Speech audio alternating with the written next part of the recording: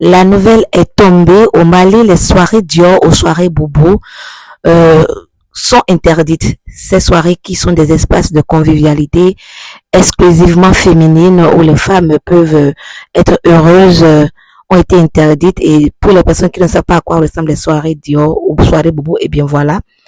Et j'étais au Mali en 2025, cette année même, et je n'ai vu les femmes nulle part. De l'aéroport, en passant dans les rues, euh, dans les hôtels, je n'ai vu les femmes nulle part. Quand je dis que je les ai pas vues, je les ai pas vues occuper une fonction, ou travailler, se mettre en valeur. Même dans les marchés, les fameux bazins Getzner sont vendus par les hommes.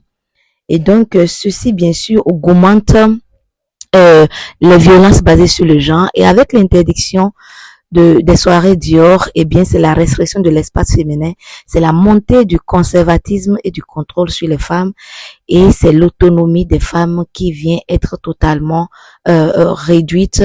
C'est des espaces où les femmes peuvent discuter qui sont réduites, alors qu'au même moment, les hommes ont des espaces où ils peuvent discuter.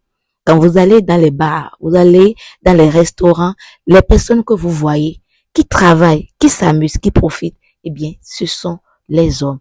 Et c'est une grosse sonnette d'alarme que nous devons toutes et tous tirer parce que, eh bien, c'est bien dommage. C'est vraiment dommage. En tant que féministes, nous devons nous rendre compte que nos espaces de discussion sont des espaces politiques et que nous devons renforcer justement le mouvement féministe.